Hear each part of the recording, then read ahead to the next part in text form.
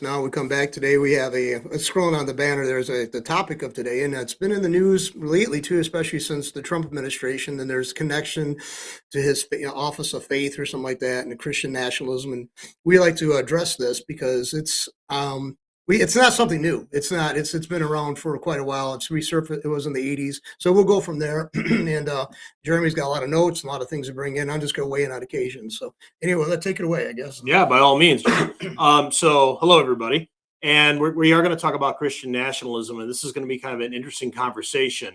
John referenced that it was started during the Trump administration, and just kind of to set it up, originally the term was used as a pejorative against Christians, especially politically active Christians. And what happened, John, is that a lot of Christians who were kind of in the movement finally decided, oh, we're just going to take the moniker, and we're going to keep it for ourselves, kind of like wearing it as a badge of pride. And that was kind of an interesting little take on it because, again, it started off as something negative, and now they're wearing it saying, "Yep, we take the title." So That's like the word Methodist. I mean, that was used as a kind of a sneer at people, and they embraced it. And the word Christian itself, I mean, Christian itself was actually used as a pejorative or kind of a mocking tone originally. I guess originally the term Christian, and they embraced it. yeah, usually originally Christians were called people of the way, Right. and that was the way that they were understood as being basically a Jewish sect, and then that got separated. And you said Methodism, Lutheranism, same thing. Luther did not like being called a Lutheran; he wanted to be called Evangelical Catholic. But now the term Christian nationalism has this moniker, and unfortunately, we have to deal with this because there are people who are bringing in ideas as to what they think Christian nationalism is and should be, and we have to look at how people want to use this to impact not only the church but the nation as well. And this is one of the things that we've gotta talk about. Let me start off by saying the term as specifics, and I've told John, and I'll put him on the spot. When you hear Christian nationalists, what do you think of? I think actually, and I've been around churches all my life. I think it's in very negative terms. Some very negative connotations come to mind. I mean, very almost like a theocracy. That's why as soon as I usually hear that term, I usually think of a theocracy. Yeah, and for some people, some of the groups who are embracing this, they are taking it that way. Right. But part of the problem is with Christian nationalism is that it's used, especially by its detractors, as kind of jello to the wall. There is a sense in which you and I, because we are Christians and we vote, people would say, "Well, you're a Christian nationalist," even though we may not be allied with some of the movements and people that I'm going to talk about later on. So unfortunately, we have to talk about what that definition is, and that's part of the problem with this whole thing. But I want to start by saying what, and I think I can speak for John on this, what we're not advocating for. Okay. Um, just because now, let me start from the beginning. I think Christian nationalism has some problems, and a lot of this video, this podcast is going to be asking questions to people who advocate for Christian nationalism, to think about things, because it's easy to have some kind of a revolutionary movement when it first dawns on you. It sounds, and this, John, you're a student of history. There are a lot of movements that sounded good until they are actually put into Oh place. yeah, I mean the bulk of the social movement, the socialism sounded great on paper. And people would bring up the points of it on paper theory. But when it's the implementation, as you would say, the rubber meets the road, that's where it goes off the rails. I mean, it doesn't go anywhere near there what it sounds like, the lofty terms and stuff. And that's I think the Christian nationalism I have. I mean, like I said, I grew up around churches. As soon as I hear it, my hackles get up. Because go up because we got a lot of things to explore, but the questions I think is like, who's going to dominate this kind of stuff? Well, and Yeah, that's yeah, part of the problem. Everybody wants to be a cook in the kitchen, so to speak, and the problem is everybody wants to cook. Nobody wants to clean the mess because there are downsides that I don't think people are advocating for. But let's talk about what we don't advocate for. The first thing is, if I'm opposed to Christian nationalism, that does not mean that I necessarily want a nation that is hostile to Christianity. Just because I don't want a theocracy or I don't want a nationalized Christianity doesn't mean I want a paganism that hates Christianity in office as well. I want what the founding fathers wanted, John, was a nation that didn't stand in the way of religion. Right, and it's like often too. I know that this. I'll insert this here too. Often when I first started doing podcasts, the person I was doing podcasts brought about the wall of separation that Jefferson brought up. And Thomas Jefferson in the infamous or famous, letter to the Danbury Baptists, about that they wanted a wall of separation, and a lot of those on the left saying that's a considered part of the Constitution, the Bill of Rights. It's not in there, but the way the country is, the country's founding documents permitted it, there was going to be a separation because you wouldn't have a state mandated church, a Yeah. governmental mandated church. And that's what the First Amendment was about. The First Amendment was not saying that there wasn't to be any religion at all in government at all. It was saying they couldn't establish and say the Presbyterian Church is the Church of the United States, or the Lutheran Church, or the Catholic Church. It was Right. meant to prevent one particular confession from dominating the politics. Now, when we get into more Christian nationalism, John, we're going to see that there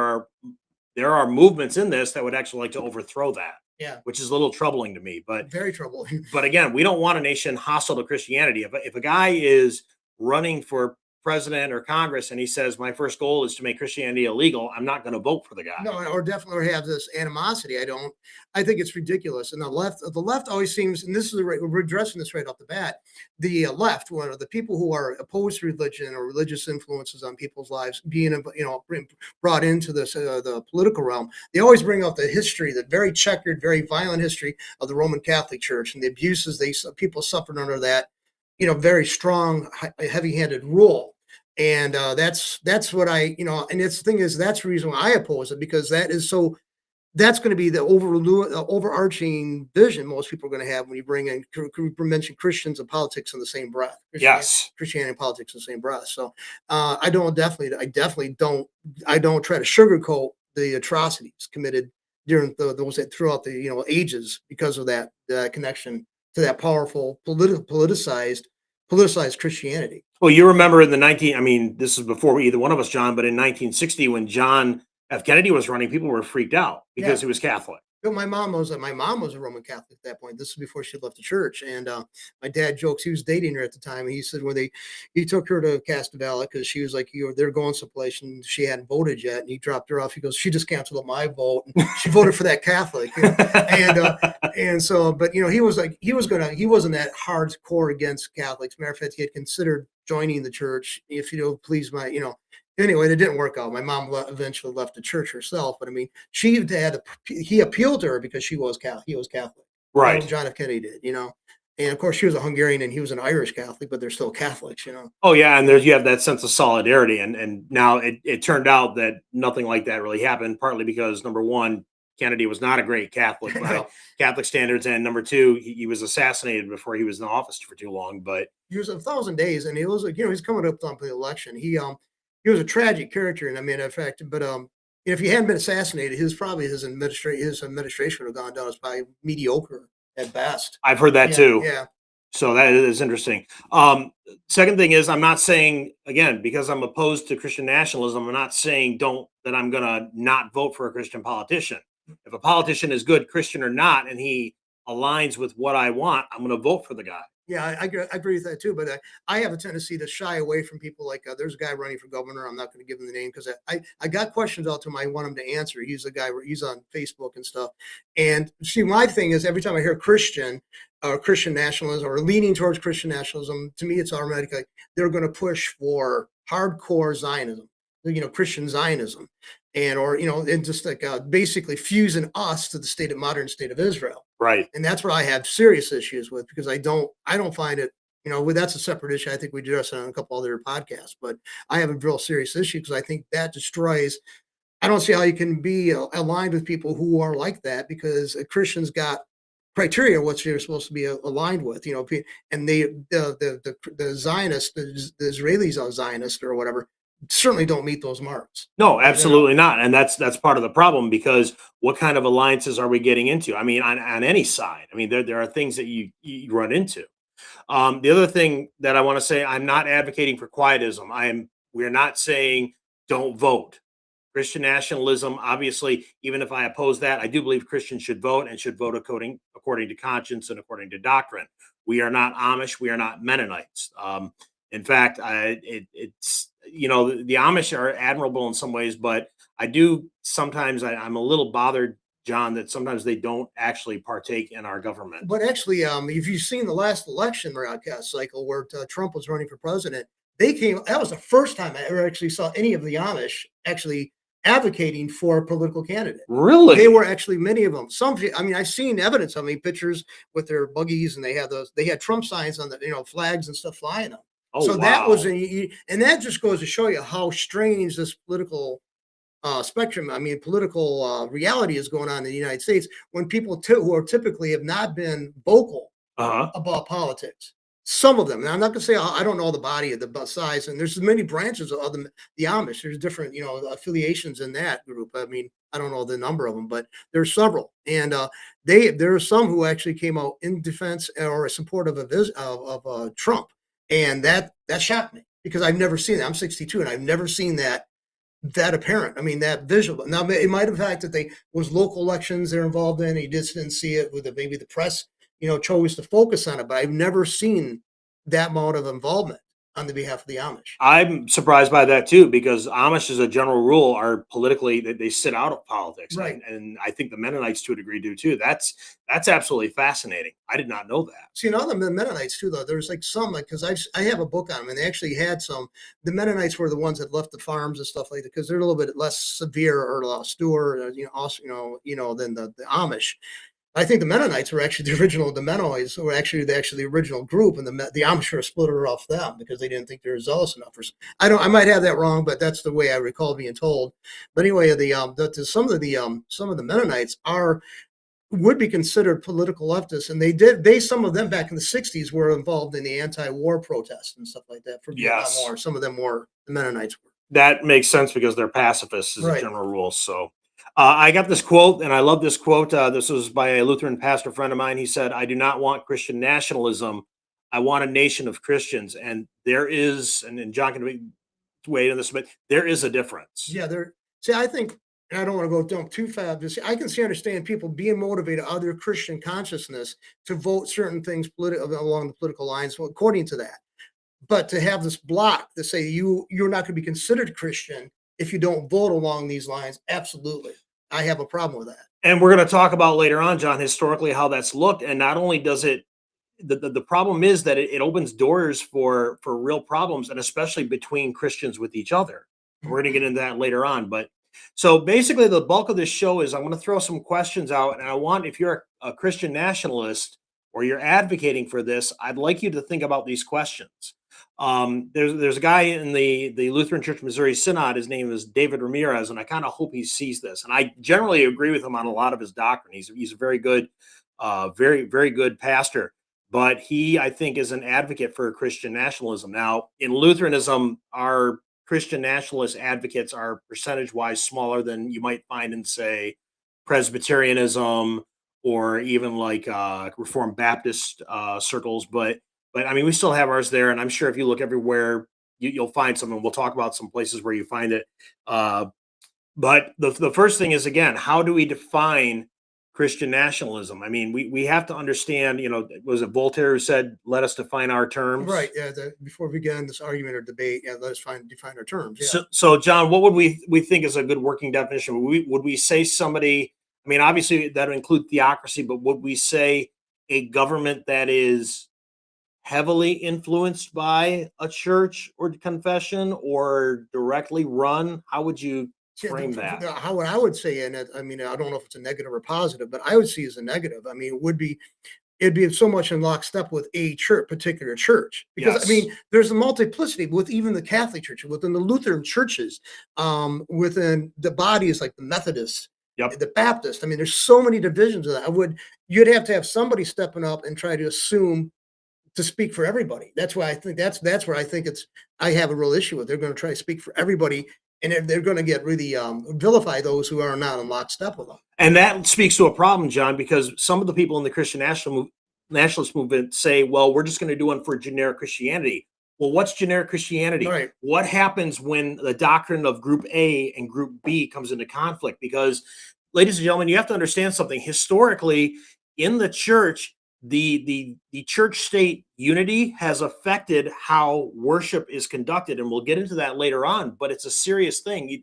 The idea of a generic Christianity running the nation, that sounds nice, but it really doesn't last, John. It's not monolithic. I mean, Christianity certainly is not monolithic. I mean, it's been exaggerated. How many thousands of denominations came out of basically one church and then two churches because they the East and West split, the schism, the Yes. Great Schism, and then the branches of all those. And then let's face it, most people don't know this, but like the Anglican Church is now called the Episcopal Church largely here because during the Revolutionary War, they didn't want people to say, I'm going to the Church of England when they were fighting England. So they would change it. It denotes the form of church governance, which is Episcopal form of governance.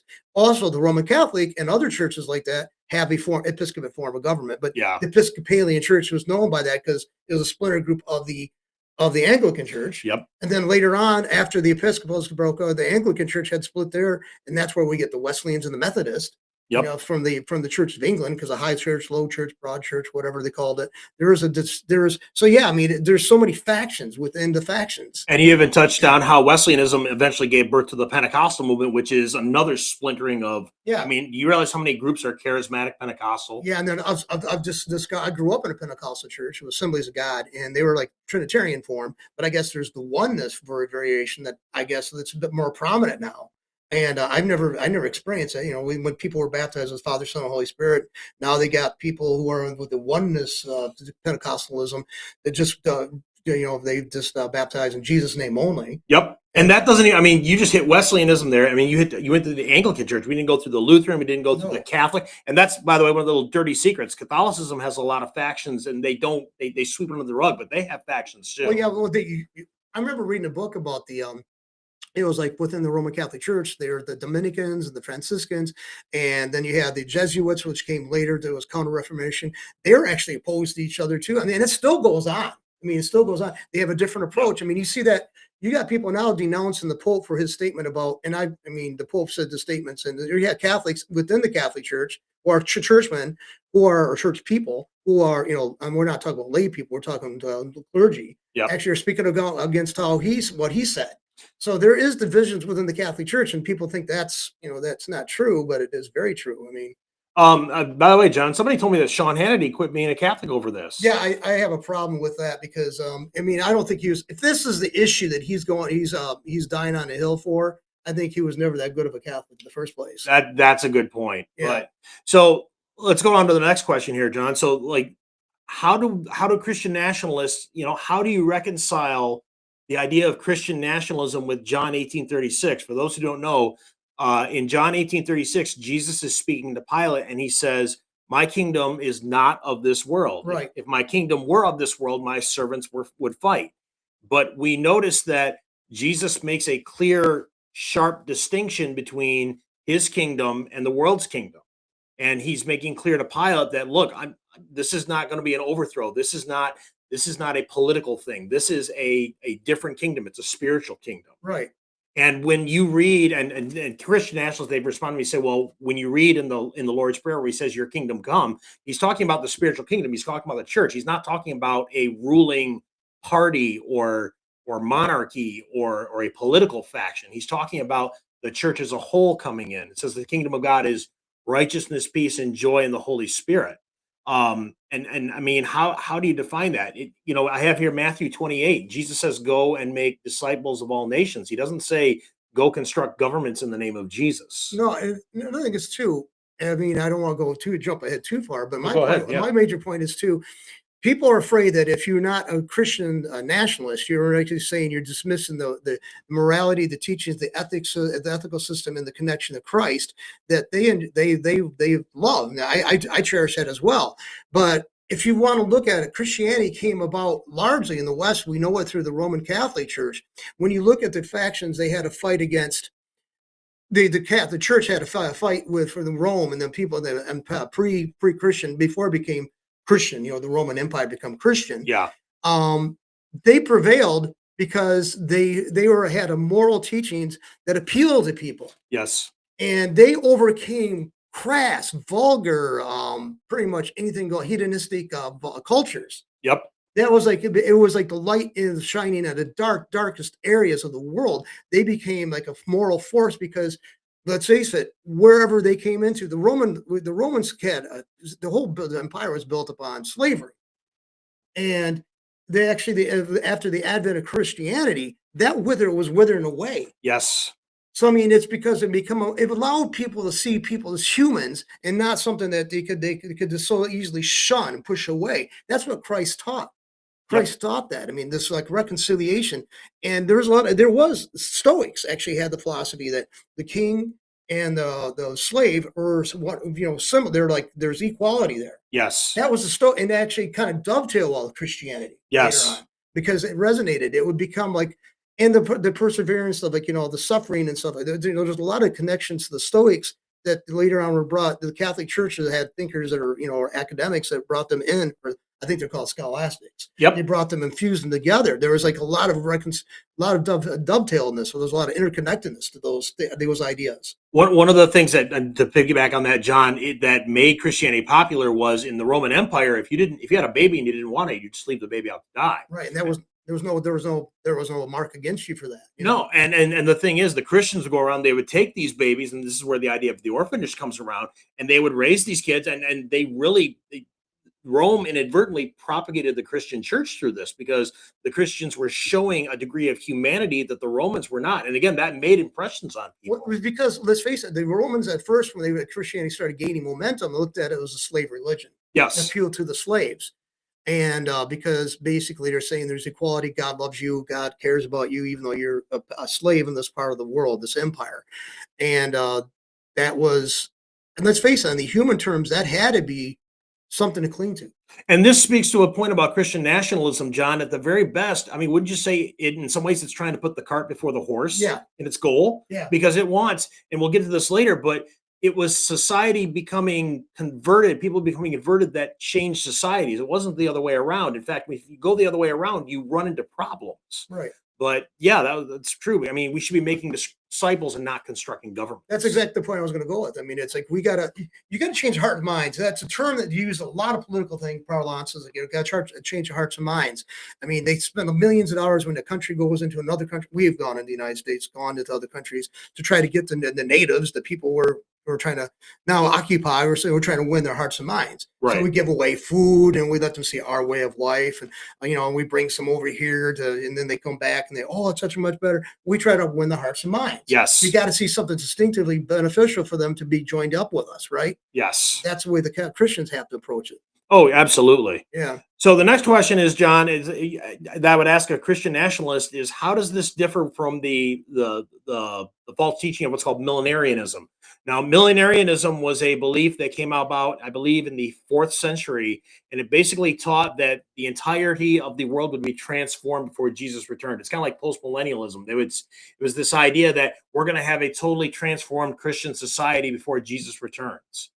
And that's problematic. By the way, this was condemned at the Council of Constantinople, if I recall correctly, in 381 AD. And the problem is, John, if you read the book of Revelation, it's the exact opposite. You read in Revelation chapter 20, and by the way, you don't have to be a dispensationalist to believe this. In Revelation chapter 20, it talks about the devil being released at the end of 1,000 years, and he gathers Gog and Magog, which basically it's symbolic of basically the unsaved world, the unbelieving world. And it basically gives this impression that it's going to be the world against the church, and the church is going to be badly outnumbered before judgment. There's nothing in there to suggest that we're going to have some post-Christian utopia in the world prior to Christ's coming. No, I never got that from when he said when Christ said this my kingdom is not of this world. I think that's like there's going to have to be a dramatic overcoming of the human impulses, the fleshliness of the humans. I don't see that happen, even with the presence of all these churches and all the churches and that influence they had over people for say over a millennium. Yes. I don't see that they've squashed the impulsiveness in the humans, the sinfulness. I don't see that's matter of fact, many of the people of the church actually embodied the very thing Christ was aiming at, and they're representative of the church. Yes, and that was an issue. That Right. really was an issue. Now here's where we get to the fun part, John. So everyone said the Christian nationalists say, I want Christian nationalism. So here's my question. Whose version of Christian nationalism gets to hold power? This is the fun part because I don't think people, it's like a revolution. Everyone has their idea of what the revolution is, and you automatically assume, well, my neighbor thinks the same thing I do. I'll give you an example. In Russia, in the Russian Revolution, there was a contingency of Russians called White Russians, and they basically wanted a free Russia. Mhm. Unfortunately, the Red Russians, the Bolsheviks, took over. They didn't get to rule very long, but the idea was they thought, well, everybody wants what we want, Yeah. and that's not the case. So, how do you guarantee it's going to be your version of Christian nationalism? You've got, and by the way, these people still exist. Let me give you some of the groups that want Christian nationalism, folks. You have what's called Catholic integrationism. Now, John, you're a historian. You know about the history of the Catholic Church, Right. and how tied it was to government. And there are still modern Catholics who would love to see that return. Oh yeah, I've heard of that. Advocates of that. Or somebody said I didn't know what exactly it was called, but they seem to ignore the abuses that people can easily point out in historical record where that didn't work out, but they still want to push for that. Yeah. Yeah, I was like, I thought it's a good thing about being human is you can, even if you screw up, you should be able to learn from the screw ups. But Yes. I mean, these people are just totally oblivious to that. For those who don't know, the Pope originally had a habit or a mitre. I don't know what it was called, John, but it had three crowns on it. Mhm. And the three crowns symbolized that he was the ruler of the heavenly and the earthly. I mean, he was the vicar of Christ, and that governments had to submit to him as a ruler. And that's what Catholic integrationism basically wants. They want the Pope basically to be consulted on things as a head of state. Yeah, that's the thing is they try that, guys. I mean, and then they're later on in different stages of the church, they had two popes, and then at one point, briefly, they had a third pope. They had three popes running. Who was considered the most? And it goes back to, well, whose form of Christian nationalism do you want? Well, whose pope is the real legitimate pope? Well, that speaks to the issue of, Rome claims to have infallibility in its councils and its papal infallibility, and the incident like the Great Western Schism, what you were talking about, where they had three popes. I mean, that all came from the same popes and the same what is called Vatican. Right. So I mean the Council of the Vatican City. So if they can't get it right, how can you say that the church is infallible? Well, another thing is too, I'd like to know is like you got more current popes going back and apologizing for the actions of previous popes. Yes. Okay, so if that's true, they're people of infallibility, and that means when it doesn't say they're perfect in all things, but when they rule and they got like criteria on it. So when they rule on morals, ethics, and faith and all that, they can speak with infallibility because they have the history and tradition as well as the scripture to draw from. Okay, Right. but if you have people who are more current apologizing for the actions of past popes, that begs the question of, well, I guess they screwed up. Yeah. If you're apologizing for it, you don't apologize if you're in the right, right? Right. I wouldn't. I mean, maybe they think we got to apologize for the harshness that it came across as, or judgmentalness we came across as. But I still begs the question. That's the reason why major issue I could not become a Roman Catholic because I do not believe in papal infallibility, and that was that was not part of it. That came about much later. I mean, we're talking 1870s. Yeah, the Yeah. official definition of papal infallibility was in the 1870s. And the funny thing is, John, just before that, when that was brought up, Catholics accused Protestants of making it a boogeyman, like, oh, that's just something Protestants made up. And I can't remember the name of the catechism, but I'll have to look it up for you. But it was basically it was put in this Catholic catechism that, oh, Protestants are just making that up because we don't really believe that. And then all of a sudden, oh yeah, you do believe that. Yeah, I mean, there's a German churchman, Dullinger, I think his name was, that he actually got excommunicated because he so vigorously, opposed the idea of papal infallibility. The principle, Yeah. the ideas of principle, that. So I mean, he was excommunicated for his efforts. So I mean, that was pretty harsh. Well, and Yeah. like you were talking about, C.S. Lewis said that he said the reason why I'm not Roman Catholic is it's the same as saying that I not only have to agree with everything you say if I sign the dotted line, but I have to agree with everything you're going to say in the future. I have a hard time with that. I mean, being a Christian's hard enough as it is. You got to overcome your own. It's not the outside influence. You got to overcome your own impulses, your baser impulses. Yes, That's the biggest part of it. I mean, let's face it. Being critical, being judgmental, being lustful, whatever. Want to be a drunk or go get drunk, get high, whatever. Those are impulses you have to fight. That's the hardest part. I mean, to overcome is those things. Oh yeah. But, I mean, it's like that's where that's the difficult. That's where there's a burden as a Christian. Yeah, it is a burden. Yeah. Another group, How about the New Apostolic Reformation of the hypercharismatics, John? There's a cadre of hypercharismatic pastors who basically think that it's the church's job to take over the world with charismatic theology in like entertainment, in government, and by the way, Pure Flix, if you've heard of it, I think Yeah. that's part of this movement and things like that. And they want to basically take the world over culturally, and it's the same idea. And they want to advocate for politics again, and they want to get all their stuff in.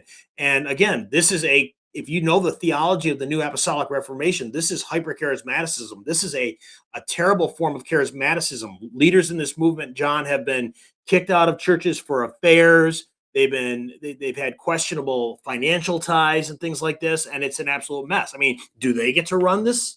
Yeah, that's and the thing is, those are the people who are going to be pushing for control because they enjoy the benefits of the world. I mean, they want the things of the world, like the money. They comes in the.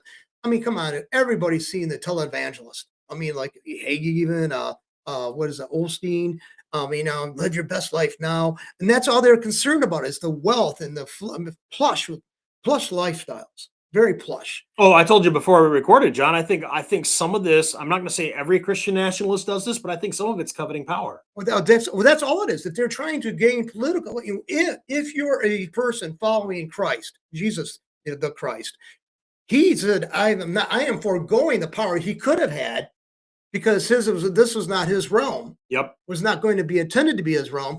If you're opposing Christ, if you want the things, you can't call yourself a Christian if you want the things that the person you're emulating or supposed to be emulating forfeited or Yeah. surrendered, walked away from. So I mean, I don't, or flat out refused. I guess that'd be the flat out refused it. Oh yeah, absolutely. And then you have Puritanism. You have Puritan. Now, John and I both have admiration for Calvinists. Okay, I was a Calvinist one time. John went to a Presbyterian church.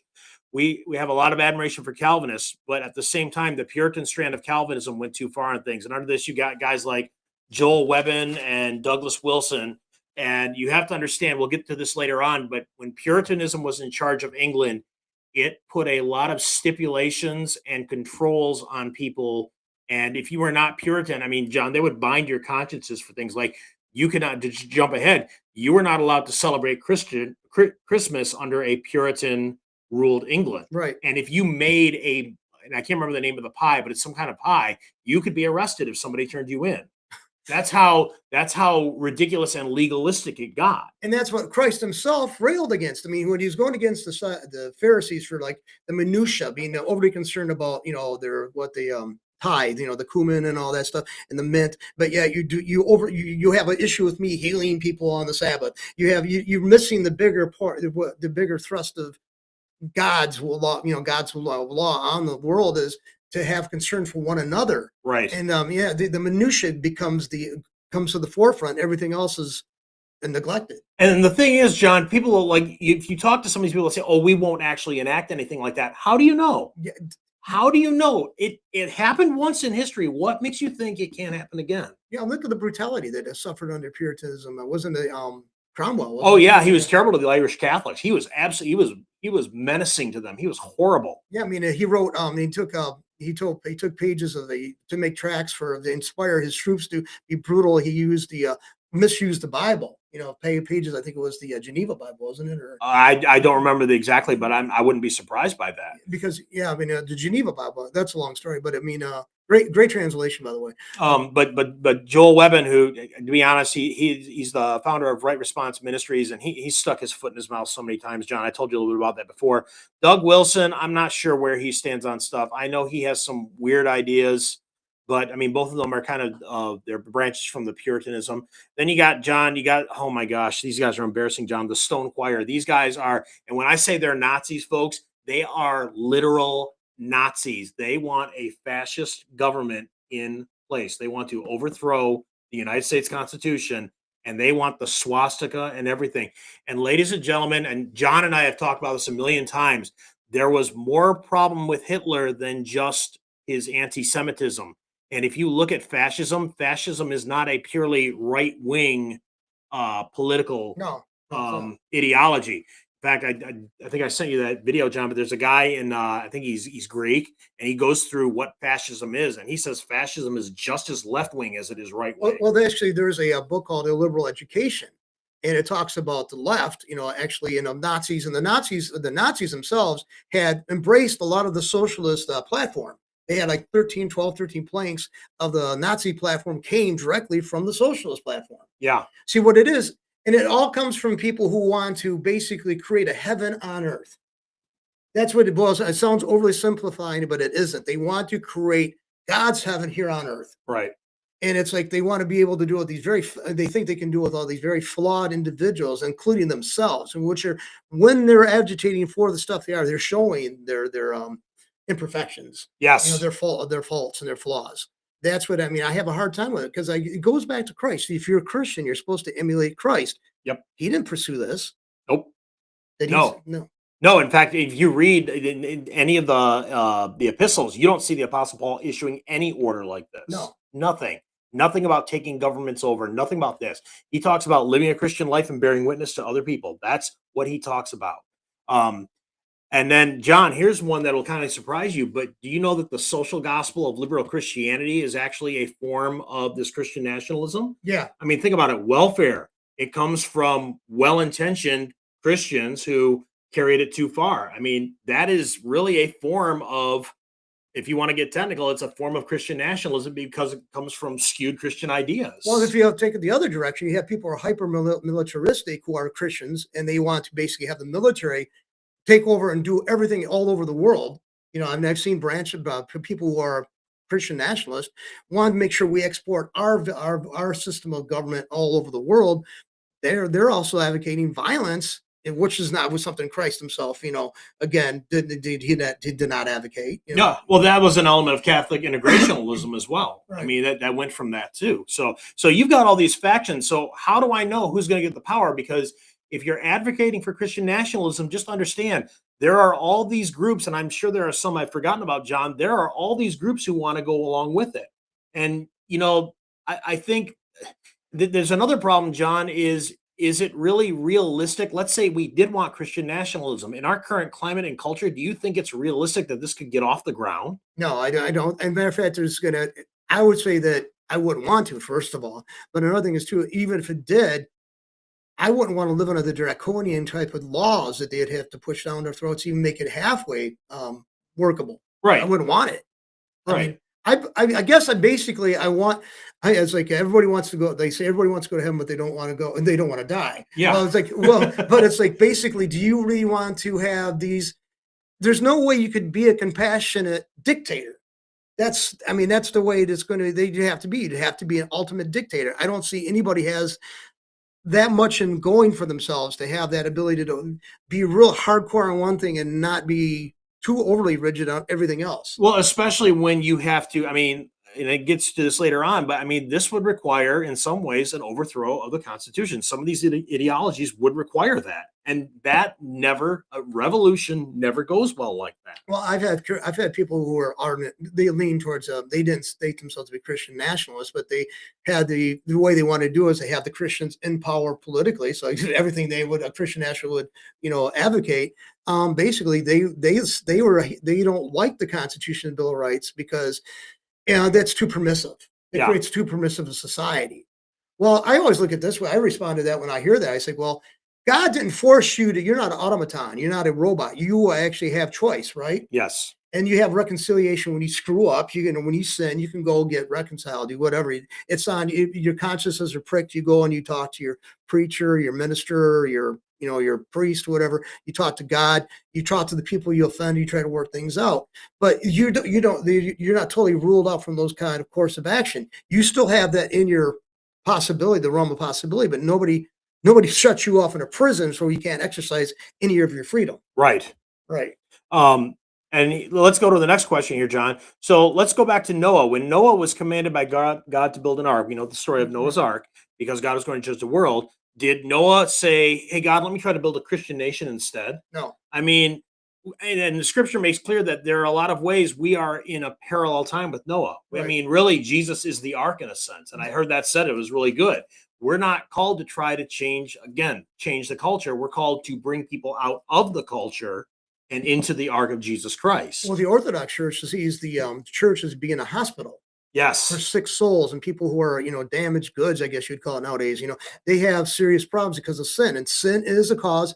Look at all the rate of addiction. Look at the indifference and the hatred and indifference to each other because of divorce rate, abandonment of children. It's all because of callousness, and those are sick individuals. And those all stem from our sinful natures. Right, Yeah. our very sinful nature. Yeah. And that's a good way of putting it. And that's the thing, because Jesus is our ark, and there is coming a day of judgment, and it's not going to matter what this world is going to be like.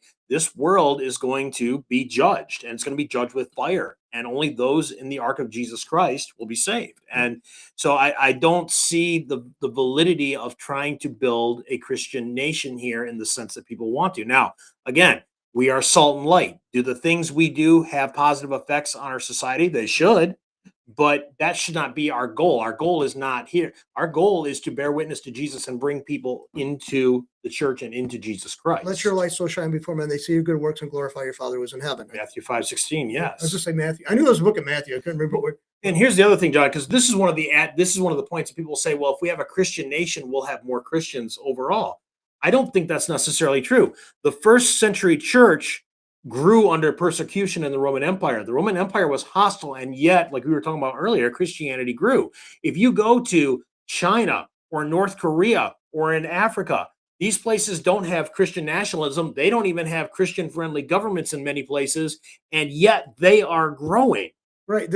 I've seen church. See, I grew up in a Hungarian-speaking parish of Pentecostal church, and we used to have this visiting evangelist.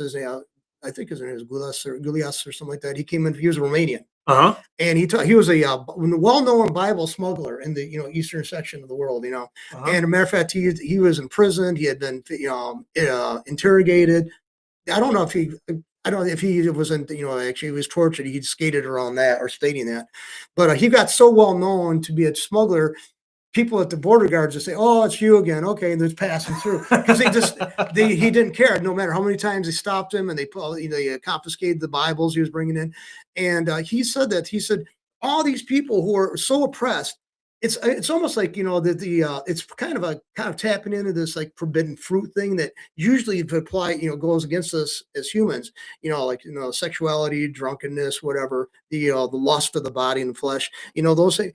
You want to do something because it is forbidden. Yes. And it seems like in a positive sense, it is forbidden. There's something really good about this because they're trying to stop me from doing it. Yes. Because if it's just a bunch of fairy tales, like all these atheists and all the communists would say, it's just, why are you so terrified of it then? Well, and the other thing is, John, I mean, it's not only are these conversions exploding. In fact, you sure the North Korean one, I mean, they fly balloons with like little USB drives over, Yeah. and people in North Korea eat it up. And it's got the gospel message on there, and they grab them, and it's just wonderful to hear about. But the thing is, John, if you have an assumed Christian culture, that could be worse for conversion because we talked about this with Ireland. I mean, I'm a Protestant, I'm a Catholic. It's like you wear it like it's a sports team, and it's not a real conversion. Like look at all the churches. Like the Church of England was the Church of England. Okay, then also the branches of the Lutheran Church of the Scandinavian countries or in Germany was portions of Germany where they had the Lutheran churches, right? Yes. Catholics, the Bavaria, Italy, France, whatever.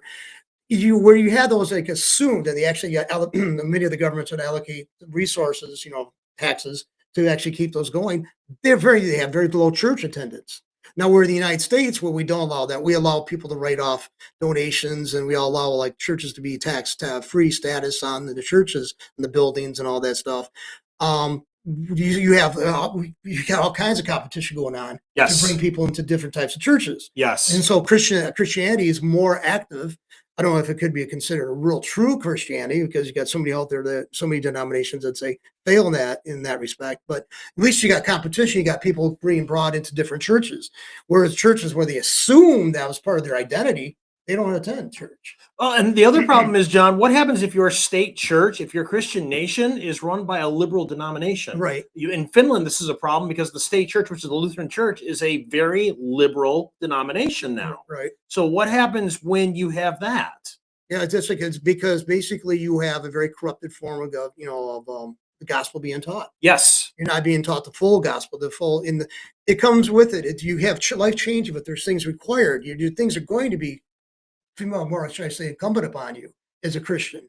Or at least I think you should feel it's more incumbent upon you to act in certain fashions. And I don't think your works justify, but if you don't have faith, you're not going to have the works. You don't want to see things manifest in your life if you really don't have the faith. Right. And there are good Lutheran pastors in Finland who are that they're fighting this, but I mean, they're fighting the state. And that's something these Christian nationalists, John, I don't think they really ever think about this.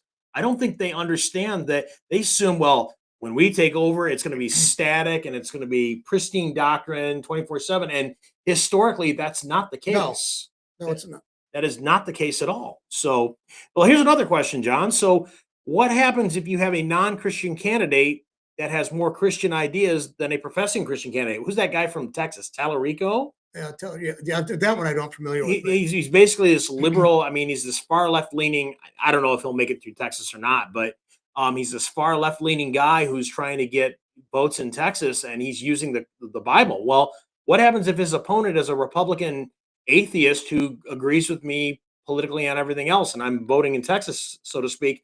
Who am I going to vote for? Am I going to vote for Tallarico just because he's a Christian? Right. Well, or he says he's a Christian, even though he advocates for anti-Christian ideas. No, I'm going to vote for an atheist who sides more politically with me and whose political decisions are more beneficial to me as a Christian than a guy who says he's a Christian but is pro-life, pro-LGBTQ, pro whatever else. I mean, why would I vote just on that? That's the thing is, I've dealt with a lot of people on the left, and I mean, a lot of people on the right would say, well, they don't like welfare. You know, the right conservative Christians would say they don't like the welfare state and all this stuff, but they're okay with the continuous war efforts all over the world, and and police, military actions all over the globe, and bombing the living hell out of other people. They're fine with that, but they don't want you. They don't want a woman who's maybe unmarried, has a couple of kids, to get food for their kids or medical thing. To me, it's like, who is more Christian? Sometimes I have to say the right-wing conservative Republicans I ran into didn't possess any sense of charity or sense of love or appreciation for the neighbors because they didn't like their behaviors. Well, the best way I knew a guy lived right in the neighborhood here. He was a marginal Catholic. He had a large family, drank a lot, and his kids would go around begging. And the neighbors would give him food and stuff because they didn't have food in the house because their dad's actions. Well, he went to a church meeting one day and he became a Christian. And from then on, he started becoming more of an active, a good, positive father figure. And then, so they transformed it. But meanwhile, people, because they had to depend on the charity of people, plus he probably, other people who around us did have, welfare money coming in, and they were able to help them, give them food and stuff like that. But they kept them afloat until they got the true light, saw the true light, and it transformed. They moved out of this neighborhood. They moved into a better house, and even a better house after that. The kids he became more productive. The family healed. I mean, because of the Christian presence, but the thing is, you have people who don't want you have Christian right wingers who are like, Republicans. I'm going to say, they're Republicans. And by the way, folks, John and I are not woke leftists or anything. No, I mean, but I think I would rather support, especially right now going on with I got chastised because I don't want Palestinian Muslims to be slaughtered because that they don't like Israel, and it's like, well, they're slaughtering people's wrong. I don't know who's doing it or who cares doing it. Whoever's doing it's wrong. But no, you can't do that because they're not. They're Muslims. Well, slaughtering innocent people is wrong. And they have a problem with that. And not to mention there are Christians in Palestine as well. Yeah, that's overlooked by the Christian churches in the United States. Everybody there is a Muslim. Everybody is a terrorist. Even though we don't want to admit the fact that the Israelis engage in acts of terrorism to become what we call Israelis and have Israel. They engage in acts of terrorism against the British government and other people who had been occupying that land before they got full control. They engage in terrorism. But that's the thing is, they want to, going back to the point, I'd rather have people pay for people's food and clothing and medical care than dropping the bombs over in Iran. Yeah. I'd rather have that money spent there. I mean, I guess that makes me a leftist, but according to some of these right-wing conservative Christian Republican types, I guess I'm a leftist. Well, and that's the other thing about Iran, John. There's a sizable Christian population in Iran as well. And they've been there for years, and they've been there. And also the Jewish population in Iran actually they weren't being persecuted. They weren't being actually some of the Zionists I've heard. Now, this is what I've heard from Zionists who had left this movement, also amongst the Iranian Christians. They were actually creating acts of terrorism to make it look like the Muslims were killing the Christians in Iran, so they can actually try to get them to leave and go into Israel. Really? Yeah, they orchestrated that. Interesting. No, I don't know if, like I said, that's what I heard. It's you can see that on YouTube and stuff like that. But I mean, so I mean, to me, it's like I think what did Christ do? He preached and he fed those who followed him, right? Mhm.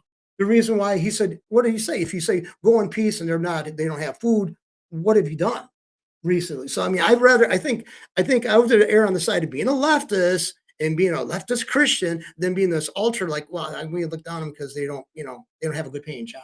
Right. Right. No, I agree completely. Yep. Well, and that leads to the next thing, John. A lot of these Christian nationalist systems, again, we talked about this earlier, but to revisit it, what they want would require a complete overhaul of our government system. It Oh, would yeah. require an overhaul of our constitution. And some of them have been blunt enough to say that. Like some of them, even so far as going to say that we should implement some of the Old Testament laws that apply to Israel. And I'm like, we are not Old Testament Israel. Heck, Israel now is not Old Testament Israel. It's a different country and it's a different belief. And the thing is, how do you plan to do that in the United States? What are you planning on doing? If you want to do that, are you proposing violence? What are you going to do? Stoning? What are you going to do? Like, what are you going to engage in?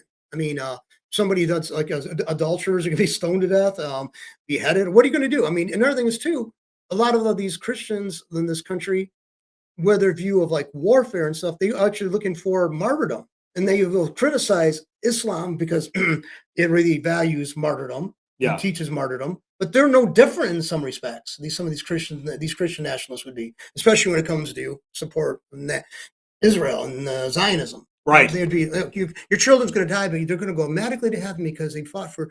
I think it borders. It's no different than the martyrdom. It's blasphemy. Yeah, I think it's nowhere in Scripture. No, the only way you're going to meet martyrdom is if you don't deny Christ. That's when you're going to have an acceptable form, if you want to call it that, a martyrdom. Right. Right. Because if you say you're going to, for not just Israel, any country, if you say, well, you're going to go straight to heaven, that's the same as Islam. That's the same as Islam. Like your blood is going to take care of you, right? Your blood. Yeah. That's a joke. Yeah. But no, you can't.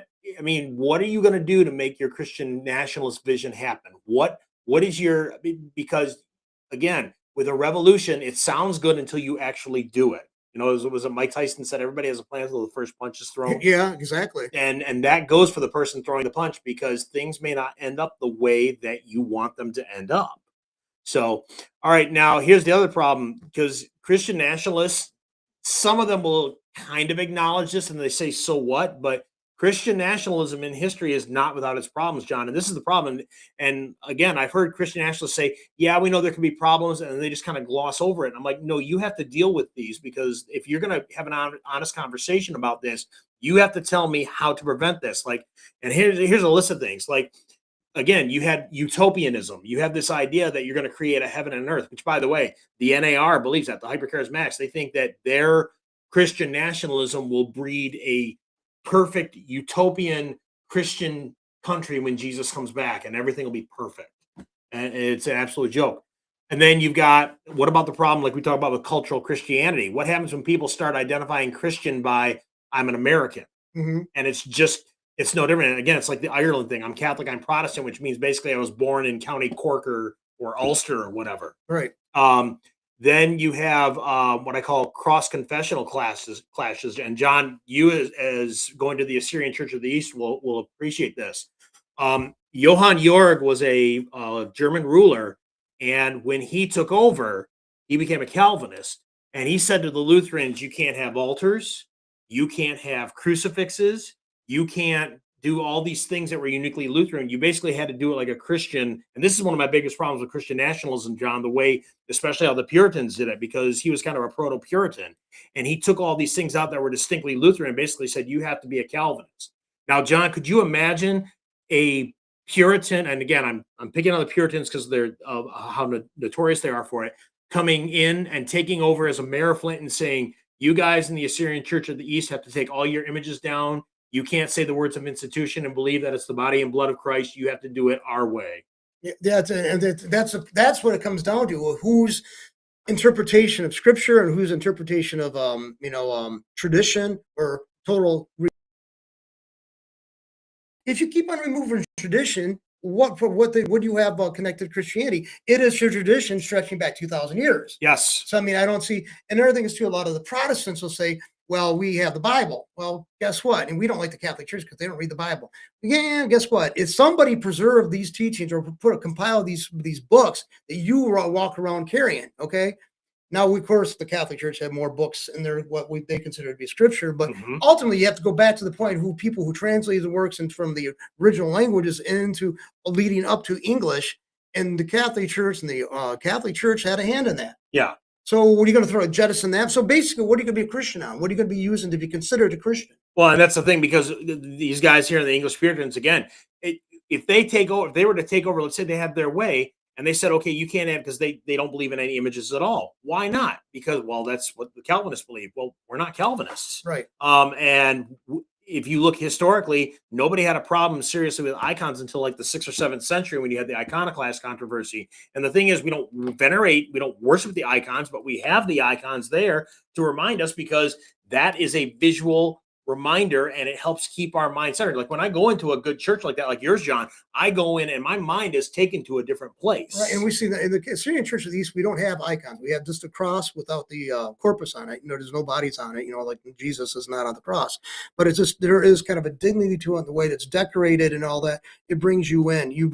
And they're marginal, and a large portion they say could have been because the Syrian Church of the East developed around Muslim nations, and they had such restrictions against the human form being depicted. And I don't think that was the case. I really don't. Some people say that. I don't think that was the case, but it could have been. Now, you guys have an altar at yours, right? We have an altar, yeah. See, now, traditionally, Calvinism doesn't, they get rid of altars and they put tables and they say you cannot call it an altar anyway. And that was what things like this he would do, because otherwise you're saying, well, because the Calvinists were starting to get away from the idea of the actual body and blood being in the elements.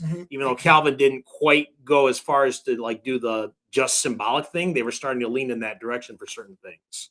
So that's the reason why I kind of went away from the Protestant churches, because I mean, the 6th chapter of the book of John, it's very problematic for you to think of just dismiss it as merely symbolic. Yes. It's read through John 6, the entire chapter. I mean, I'm not going to. I want you to read it entirety, okay, and totally in context. Then to walk away and say, well, yeah, it's just a symbol. It's just a symbol. I have a problem with that. And in 1 Corinthians chapters 10 and 11, the way St. Paul treats the Eucharist, how he treats.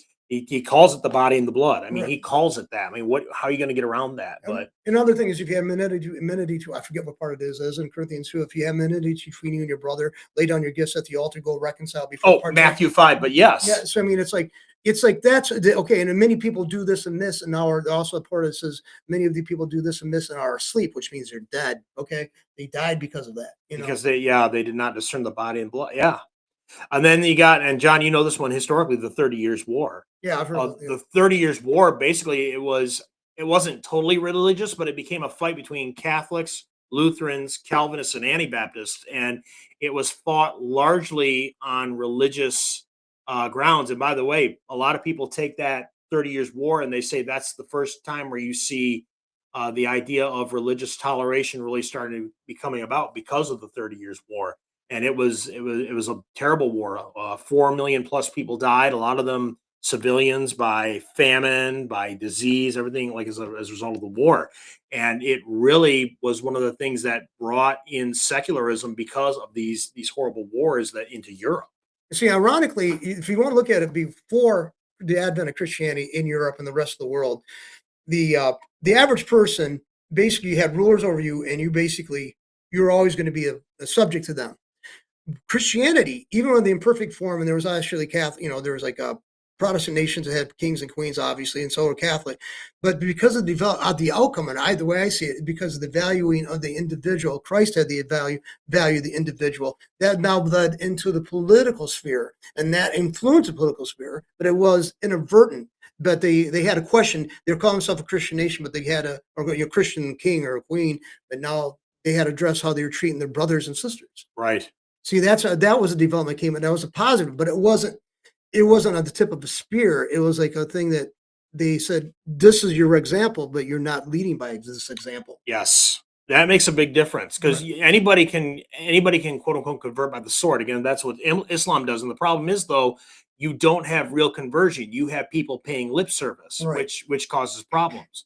Um, Also, John, I did talk about this later, but this is kind of the same thing here. But when Lutherans came to New England, the Calvinists and Reformed who ran there would not let them worship as Lutherans. I mean, they did everything in their power to. And again, if you're a Calvinist, I have nothing personal against you, but this is historically what happened. Well, yeah, And the Lutherans had to fight to get that. I mean, could you imagine that again with the Assyrian Church of the East saying, "Well, you can't do these things a certain way because it doesn't conform to our theology." right. And so the same thing is you can't. That's what I like to know because there's so many people. If we were just developing as a nation and we had one denomination that was already here and that was the only one that was allowed, maybe you could have a Christian nationalist government. Okay, Right? perhaps, but that never existed in this country. No. There was already alluded to the Catholics, the Protestants, of the different stripes, Presbyterianism, Anglicanism. They're from England, they're from Europe, but they didn't agree with each other politically or doctrinally. Okay. I mean, the church form of governance, I mean, actually, the Presbyterians probably they say they use a form of church governance from the Presbyterians, which means having elders. That's Yeah. what elders. Yep. That was actually a big influence on the framers of the Constitution. Yes. Okay. So, but you didn't have that in the Episcopate form, because you had more of a hardcore, alliance of dependence on the bishops. Right. So I mean, it's like, and I guess, and Pat Robertson said, the term of church governance actually is most he saw it as most reflected in the New Testament anyway, would have been the Presbyterian form of government, church governance. Well, and that brings up something else too, John. I was reading about the founding fathers in preparation for this. A number of them were Unitarians. Yeah. And that's something to remember. John Adams, Benjamin Franklin, Thomas Jefferson, Paul Revere. There was another one. Was it John Quincy Adams? But a number of them, they were not Orthodox Christians. They were Unitarians. Well, and I think George Washington, wasn't he a Freemason? He was a Freemason. Also, another thing is too. I read there's a video I wish I could find real quickly, but it was on YouTube, and it's actually George Washington he went to the church, but they noticed that he just before communion he'd get up and remove himself. Yep. And finally, the preacher called him on that, and so he started now sitting, being partaking of the communion. But see, that's another thing is a lot of these Christian nationalists, like this was founded up on Christian. No, the majority of people were Christian of some stripe, some denomination. Right. But if you want to look at the founding fathers didn't want to have the warfare that they saw going on in Europe, so they avoided it by not trying to establish a particular church for the nation. Right. Okay. And that was the genius of it. Okay. I'm sorry. Everybody's enjoyed benefit of it. I don't care if you're a Baptist, a Christian, Baptist, a Mormon, or whatever. Because of that foresight, because of that unwillingness, because of that tolerance, you have enjoyed a great deal of success in life and also ease and comfort. Yeah, absolutely. Yeah. Anyone can, even if your religion is theologically screwed. Like again, Mormonism, we have real problems with Mormonism, but at the same time, you do have that freedom to practice here. Right. And John, another one, the 1817 Prussian Union. This was particularly painful. I can't remember who the ruler's name was, but he basically said, "Look, you Lutherans, you Calvinists, we're going to sandwich you together. You're all going to be the same." And the problem is, eventually, that created the United Church of Christ, which is one of the most liberal denominations now. Right. Because he said, doctrine doesn't matter, you get along. And when you do that, and again, this was an imposition of the state upon the church. Right. And this is what happens when you have a Christian nationalist, especially when it goes in this direction. And the thing is, you have the state and the church intermingled, and you have problems like this. Exactly. That's a problem, and it basically waters down. That's the reason why some people would say the founders didn't want to have an established church because they didn't want the government to actually contaminate the church. Yes. The churches. Now I have here, John, HB 1491. This is a recent bill, and I think you'll find this interesting. This is a bill being passed that is requiring Bible teaching and prayer to be taught in schools. Now, on the one hand, that sounds good. But here's my question: who gets to teach that? Exactly. I've always argued this. I mean, who's going to be teaching? Are you going to have a Baptist? Are you going to have a Lutheran? Are you going to have a Catholic? An atheist? An atheist? I mean, yeah. I mean, I don't. To me, I used to go to the Flint Bible Institute. I don't know if it's still functioning or not, but anyway, I don't think it is. The guy who taught it, though, he said they didn't want mandated church, prayer in schools. They didn't want because they for this very reason. They said you teach the stuff at your kids at home and you encourage them to live their life and they go to a public school to enjoy the benefits of public education or the lack of benefits for that public education. But anyway, this is a Christian now, a solid Christian. I didn't believe in his. He was dispensationalist more than I am would be. Yeah. He was from Dallas Theological Seminary. I disagree with him on that, but I mean, I liked his viewpoint because I don't want. I don't think I would want a church.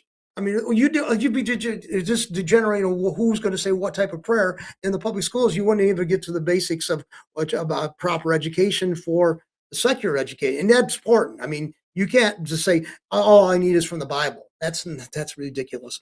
I mean, if I love the Bible. But if I was going to be repairing a car, I'd probably have I'd want to, access a Chilton manual over to the Bible because the Bible's not going to teach you anything about a car. Right. And that's the problem, John, because eventually you're going to get somebody spinning. And the problem is people say, well, it's going to be neutral. It never stays neutral. Never It does. never stays neutral. You get a Catholic in there, you're eventually going to get something about praying to Mary. Right. You get a Lutheran in there, you're going to hear long gospel, which I'm all for, but I mean, somebody else may not be. And that's the problem that lies into this because you're throwing this at a problem. And like you said, John, this needs to be done at home. Right. That's where the impact is. Not, well, what about kids who aren't Christians? Then invite that kid over for dinner. That's being so imbued with this and live your life the way you want to be. It goes back to the simple thing. Christ said it. Be basically, I guess, to paraphrase, be the example. The example. Live the example. And this goes to the alternative to Christian nationalism, John, that I think now you're going to love this because I went back and I did some research on the early church. I listened to this video that they were talking about. And the alternative, and if you're proposing Christian nationalism, I want you to think about this. The alternative is to do Christian localism. And let me explain what I mean by that. Christian localism, and I'm not even necessarily talking about politics, it's just living your faith in your community. Right. It's living the Christian life in a way that, I mean, no, you're not beating people over the head with the Bible, but you're not hiding it. This is one of the coolest things, John. The early church did this thing called protreptic apologetics. That I'm not familiar with this at all. This is cool. Clement of Alexandria did this. And actually, by modern standards, Clement people would probably slam him as being a liberal because he would listen to every religion spoke. And what he would do, and this is how protreptics work. You meet somebody, you get to talk to them, and they're not a Christian. You find out what do they believe. They tell you what you believe, and you say, oh, we have something like that in the Bible. And they would cue it in, but they wouldn't leave it there. They'd say, okay, and this is why we do it in the Bible, because there's where the difference goes. I mean, a Muslim believes in doing good works, but they believe in doing good works for a completely different reason than a Christian does. Right. And a Muslim believes if I don't do enough good works, I'm not going to get in. A Christian believes I do good works because I'm in, and that's where that dialogue comes. And they said people were won to Christ in these old, and it took time. I mean, you didn't do it, but protreptic apologetics it's a great subject to study, John. I think that might be a subject for another, podcast because I mean I never heard of that. I've heard the approach and it's never heard it label that, and it's like you got more information on that. But I mean, I did that when I was younger. I studied other religions and other denominations, and I was zealously against the Catholic Church because right. But I mean, as I got older, I started actually, I would say, dialoguing with Catholics. I say, well, they're making up some points. I mean, for a mutual friend of ours, Kurt. He and I debated and argued a lot, but the thing is, he was a Catholic and knows the Bible. Yeah. And we always heard that charge as Protestants. Well, the Catholics don't know the Bible. Well, they're also not telling you during the course of the liturgical year, they're reading a huge portion of Scripture coming directly from the Bible. Yes, they are. So, and there's connections to it. So, because of the things they're doing, the rituals and all that, there's the reason why they're getting it comes from Scripture. Okay. So that's what you're not taught as a Protestant. Yes. And the thing is, if you listen to people like G.K. Chesterton or C.S. Lewis, they were well read in pagan religions. Right. That's what made it so accessible because people would say, oh, you took the time to figure out what I believe. Now, again, we're not syncretists. We don't say, oh, we all believe the same thing. No, we acknowledge the differences and we acknowledge why those differences are. And then from there, we proceed to the gospel. Right. But it was a great way. And people would do stuff like this locally because they went, well, I want to change Washington, D.C. Why don't you worry about changing your own neighborhood in the right way? Well, it's like Tip O'Neill goes back to the point he said years ago. He was a Democrat, but he was a worthwhile Democrat because he was a decent man. And he said, all politics is local. Yep. And that's the way it is with all your faith is local. It's local to you. It's eternal to your family. It's got to be you, radiating to your family and to your community, and then to the nation. Because you're going to have all these people who are being Christ-like. More Christ-like people are going to make it very hard for people to be dismissive of Christ's message. Yes. And the thing is, I mean, in this, we bear witness to Jesus before others. And the funny thing is, John, they did an interview on people who were converted to Christianity, and the number one reason they gave was somebody just invited them to church. Right. They said somebody said, "Hey, come to church with me." And I don't think people in Christianity realize how much of a powerful thing that is. You pray for somebody and you invite them to church and you say, "Come to church with me." And you'd be surprised how many people. My wife Karen and I, we know a woman who hasn't been to church in a little while, and she's been kind of hit and miss. She's come with us to St. John's, and it's been wonderful. Now I wish she'd come a little more consistently, but she's been coming and she loves our church. See, we had a neighbor that he never went to church in his life. He was not opposed to Christianity, but his family was not observant. He grew up during the Dust Bowl days, and his family left Nebraska and went to California. Yep. Anyway, but he loved the pastor of the church I was going. I was going to the Hungarian Full Gospel Church here on Lewis Street, and Charles Sable, and he just liked the individual.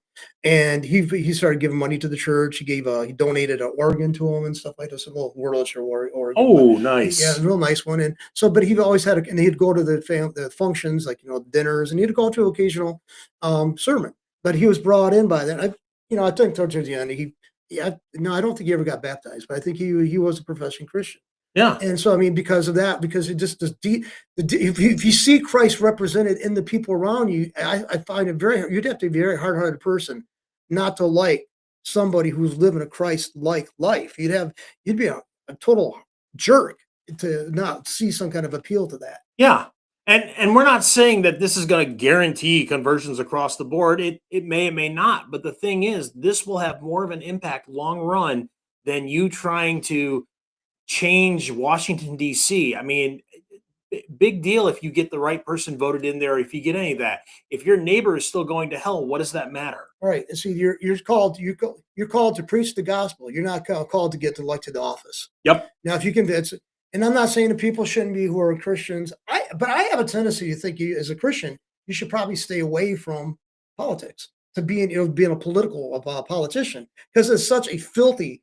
You might think you're a solid Christian, but you get around the wrong people and the influence that they have. It's very hard to withstand that. I would say you need to be very careful about it. Because we talk about like Pat Robertson after his presidential run, he became a very different person. Yeah. And you have to be careful about that. But I mean, to sum it all up, John, I mean, like I said, the problem with the Christian nationalism is that they're trying for a goal. They want the end result of something that needs to come another way. They're putting the cart before the horse. The concentration needs to be on people converting people to Christianity. And again, it doesn't help that in the church we have all this showman Christianity. We need real, authentic, confessional, historic Christianity bearing witness before other people. That's the best form of evangelization. That's the best form of how to try to influence the world, because the people who have changed the world to the point, even though it's seriously flawed as it is now, it was so much better because of the influence of Christianity and those people who become martyrs, because those people who actually died in their faith, and people saw that and inspired other people. It sounds weird that these people saw people being butchered and embraced that and also met that end, or might have met that end. I mean, that's remarkable. Yeah. I mean, you get people making New Year's resolutions that are soon, like 2 days after New Year's Day, these people, they're forgotten. These people actually saw people tortured to become Christians because they knew, and yet they knew that was a possibility for them to have to go through that, to endure that themselves. Yes. So that's what so nowhere can anybody see this podcast and say, oh, they just want us to shut up and go into the woodwork. No. We're saying be more adamant. Yeah. By all means, vote. By all means, understand politics, but at the same time, understand that that's not why we're here. That's at best, that's a side part of your vocation. That's a side part of your job as a Christian duty. Our primary purpose is to bear witness to Jesus before others, to bring other people in. That's what's going to change the world. Again, if you want to change the world, change hearts. And if you want to change hearts, preach the gospel. And that's what it's always worked. That formula has always worked, because we are here because of that formula being followed. Okay. Well, a lot of us, we don't know our ancestors, what influenced them to become Christian, but it probably was seeing people and some of them, as being tortured and made a martyr's death that they inspired them to go that route too. So Yes. you don't know. And I don't encourage martyrdom, and I hope that doesn't have to happen. I Yeah. don't. But anyway, I think we did a great job. I think that was really good, John. So anyway, we see you guys later. Well, if you join us again, all right.